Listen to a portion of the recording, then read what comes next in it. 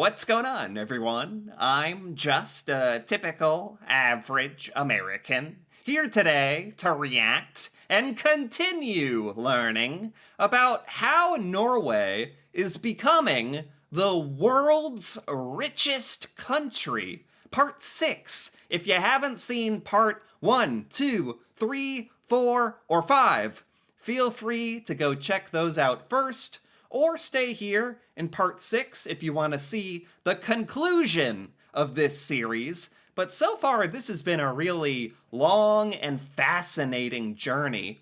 I used to think that Norway was just successful because of its oil, and now I know that's absolutely not true.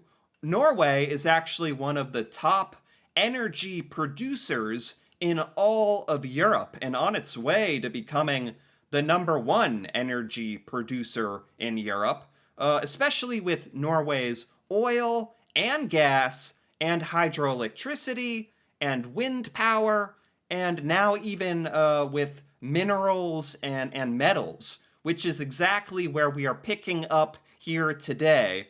Is there anything that Norway, doesn't have in terms of energy? I don't know. This is absolutely crazy. I had no idea about any of this stuff going on in Norway in regards to energy. So that's been very, very interesting and eye-opening for me to learn about. And I'm excited to finish this up today and continue learning about why Norway is becoming the world's richest country. It's starting to make sense to me. So let's take a look. Norway will also likely become one of Europe's and the Western world's largest sources of mineral and rare earth might as well. Wow. It's well known by now that the global push toward a green energy transition, which is being largely spearheaded by European economies, will require vast amounts of metals and rare earth elements to keep itself going. Right, with electric cars and batteries and stuff. I know earth minerals and metals play a really, really important part in that. And it's really important that we have access to these minerals and metals. So this is just another reason why Norway is going to be really, really successful and really, really important moving forward in the future. Rare earths especially are vital materials that are necessary for EV batteries, smartphones, wind turbines, digital cameras, hard drives, and tons of other things that are vital for powering modern 21st century life and growth. Oh, I didn't even know about half of this stuff. You need these things for smartphones and wind turbines and cameras as well. I didn't even know about that. Unfortunately, though, for Europe and the Western world, the vast majority of the world's proven rare earth reserves are currently dominated by China. Really? China conducts an overwhelming 63% of all the rare earth mining in the world. Really? I did not know about this. Rare earth metals are mostly found in China. And the relationship between, the United States and China has been kind of, I don't know, it was very good, and now it's kind of iffy. It's a little not so great. So it's going to become even more important, possibly, in the future, if we can't get these important minerals and metals from China. We might have to rely on Norway for this. Okay. Which is more than every other country combined. Wow. And China conducts an even more overwhelming 85% of all the world's rare earth processing. Wow. China controls roughly a third of the planet's proven rare earth reserves, followed up by Vietnam, Russia, and Brazil. Oh my God. Yeah, it's probably not good when one country controls a resource that's so critical. That's actually kind of dangerous. And that's sort of what's happening. And if our relationship with China gets any worse, this could be very bad for the United States. So I think a lot of countries around the world are going to be relying on places like Norway for these resources. This is just another reason why Norway is going to become more rich. I swear, Norway literally is like the perfect country or something. It has everything you could possibly need in terms of energy and resources, or at least a lot of stuff. And it exports a lot of this, and the world really needs it from Norway. So it's kind of a mutual partnership We need minerals and metals. Norway wants money, and we will happily buy it. After which, there's a huge gap before Australia comes next, lagging far behind any of the top four. Wow. And China has already been weaponizing its dominance over these rare earth resources as well, in a similar way to how Russia weaponizes its dominance over oil and gas. In July of 2023, China declared that they were introducing new export restrictions on two metals that are critical for the manufacturing of semiconductors, gallium and germanium, in retaliation to US economic sanctions on China's semiconductor industry. Wow. See, I know a little bit about this stuff, but to be honest, I didn't know anything about this germanium or gallium or the details of how China is restricting our access to these metals. China currently produces 98% of the world's gallium and 68% of the world's germanium. So if China decides you can't have them, you effectively just can't. Yeah. And although neither gallium nor germanium are rare earth metals, they are nonetheless also still critical to powering modern digital life. Okay. And so China's export restrictions on them were meant as a clear threat that additional metals and minerals that China dominates could become restricted in the future as well. Wow. But does Norway... What metals and minerals does Norway have specifically? Does Norway have some of these things that we need? But it was around that same time that a company called Norway Mining in Norway suddenly made a surprise announcement in June of 2023. Oh? They had just about out of nowhere discovered by far the largest reserve of phosphate rock ever found in the world. Okay. I mean, that's cool, but I have no idea what phosphate is used for. I don't know. Is this a good thing? And it was just sitting there in southern Norway this whole time. Wow. The company has since estimated that this deposit contains around 70 billion tons of economically recoverable phosphate, which literally in a flash doubled the entire world's previously proven reserves of phosphate that had sat at 71 billion tons beforehand. Wait. What? Norway recently discovered almost double the world's reserve of phosphate just sitting in southern Norway this whole time. I swear, as time goes on, Norway just finds more and more valuable stuff just sitting below the earth. Yeah. Put another way, this recent Norwegian discovery is so vast that it can supply the entire world's demand for phosphate all on its own for the next half a century to come. And What? I don't know what phosphate is used for. It sounds important. All I'm hearing is that Norway now has this resource that it can supply the entire planet with for like the next 50 years. And it completely undermines the previous dominance over phosphate that was up to then enjoyed by Morocco, who controls an estimated 50 billion tons of the resource that equaled about 70% of the world's proven reserves before June of 2023. Wow. And then was cut down a size by half to only about 35% of the world's proven reserves after the discovery in Norway. Oh my god, I did not hear about this. Was this like big news in Norway? Like in 2023? I don't know. Prior to Norway's gigantic discovery, it was Morocco and China who were the largest producers of phosphates, and they dominated the global market for it. Phosphates are really important because they're a critical component used in fertilizer and global food chains. And in smaller quantities, they're also similarly used to produce digital devices and EV batteries. Okay. I'm glad they finally explained what this phosphate stuff is useful for. It's used in fertilizer and growing crops. That's incredibly important. Every country needs that. Needs to grow food, or at least many do.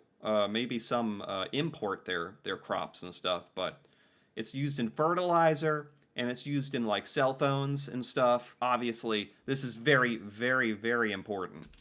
And Norway Mining still isn't finished either. They believe that their huge phosphate discovery in southern Norway also contains huge amounts of metals like titanium and vanadium as well. Metals that...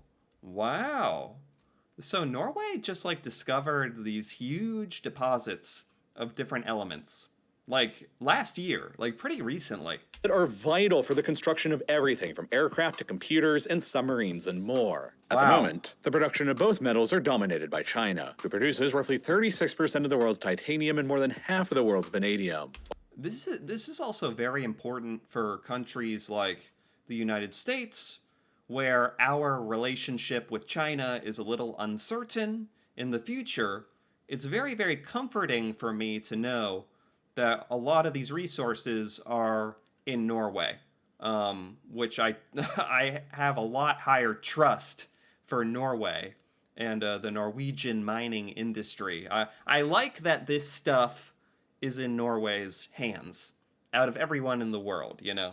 While vanadium's production is further 99% dominated by the BRICS countries, with virtually all of the world's production of the metal happening in China, Russia, South Africa, and Brazil. Wow. This has meant that for a very long time, the US and the EU have each had to rely on geopolitically tenuous supply chains for their access to these raw materials that are vital to continue building airplanes and submarines and computers. And China's export restrictions on germanium and gallium show that China could, in the future, decide on introducing even harsher export restrictions on titanium and vanadium as well. Yeah, China has already started restricting gallium and germanium. So what's to say that they won't start restricting titanium and other things? So it's good that this is like being discovered in more places like Norway. Well, Norway's probable massive amounts of both titanium and vanadium could end up granting Europe and the West their strategic autonomy from China. That's true. This is really good news for the United States, but you have to admit, this is also really, really good news for Norway. Norway is already doing really, really good with oil, discovering more oil, the wealth fund, the oil fund, doing really, really well. And Norway, like, constructing all these new pipelines all over Europe, and all this excess energy created in Norway with wind power and hydropower. This is just another thing on top of all that. These different elements and resources. So Norway is gonna do really, really well. And I'm starting to really see the picture here for how Norway could become the world's richest country. We are talking about really, really, really valuable things here. Really valuable resources that Norway seems to have. So the future looks very, very bright for Norway, hearing all of this. If Norway mining delivers. While Norway is also now set to become the world's newest largest source of phosphates. This ultimately means that in addition to becoming Europe's largest source of oil and gas and a major source of renewable energy, Norway is also primed to become Europe's largest source of many of the rare earth materials that are crucial for modern technologies. I think a lot of people don't even realize this. Certainly Americans, like, I had no idea about this. About how much power and resources Norway has under its control. I had no idea. Green energy transition and agriculture. And Norway is completely undermining the previous dominance in all of these industries in Europe that have previously been enjoyed by more autocratic powers like Russia and China. Norway is providing the Europeans with the ability to rely more on the most democratic country in the world for their raw materials. And less on their historically large autocratic providers like I said, if any country in the world had to have this stuff and this responsibility, I'm really, really glad that it's Norway. Like, that's actually really good news. Russia, Algeria, Libya, Azerbaijan, and the Gulf states. Which means that Norway is probably only going to continue growing richer and richer by expanding their sovereign wealth fund even further, to dominate more of the global stock and bond markets while expanding its tax incentives to completely electrify their vehicles and grid even further so that they can keep selling more oil and gas to Europe to continue fueling their sovereign wealth fund. That's so crazy. Like, Norway has played this perfectly. Like, Norway creates so much renewable energy, and Norway is doing a great job going electric and going green with electric vehicles, electric buses, all that stuff. Norway is becoming so self-sufficient. That's a really, really, really powerful thing when you're a country that doesn't really need anyone else, and everyone needs you. I feel like that's how Norway feels right now. Norway has basically discovered the geopolitical equivalent of the infinite money glitch, and they've wisely set themselves up for generations of prosperity for every Norwegian citizen for years to come. Yeah, Now, Yeah. there's a lot of data that goes into producing these kinds of videos, whether it's showing how Oh, I think that's the end there. Okay. Wow. Norwegians must be very, very excited about all this, you know? Like, this is such great news. Like, here in America, I don't know, like, we export some things, but we're also, as a country, we're in over $30 trillion of debt. Whereas Norway has like this huge like $1.5 trillion wealth fund. Like, and Norway has all this extra energy and resources that Norway's going to be selling to Europe and the rest of the world. Like, the future just looks really, really bright, really, really good for Norway. And I'm happy for you. It must be a really good feeling. I think this would really, really surprise most Americans. I think most Americans have no idea about how incredible Norway is doing and what a great future it has. But I really, really enjoyed this video. It explained all of this in a really great way.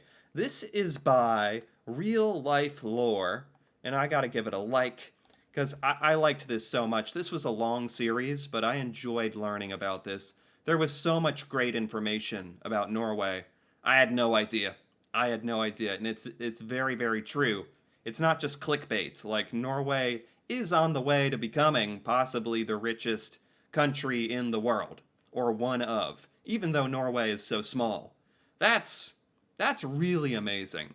Like, this is really, really amazing for me to see. So I enjoyed this. Anyway, if you enjoyed this as well, feel free to give this video a like or leave a comment with your thoughts on Norway and Norway's wealth and Norway's energy and the future of Norway. That'd be very interesting to hear about. And if you're interested in more videos like this, me reacting to Norway and Norwegian culture and learning things about Norway for the first time, feel free to subscribe for more. And until then, thanks for watching and see you next time.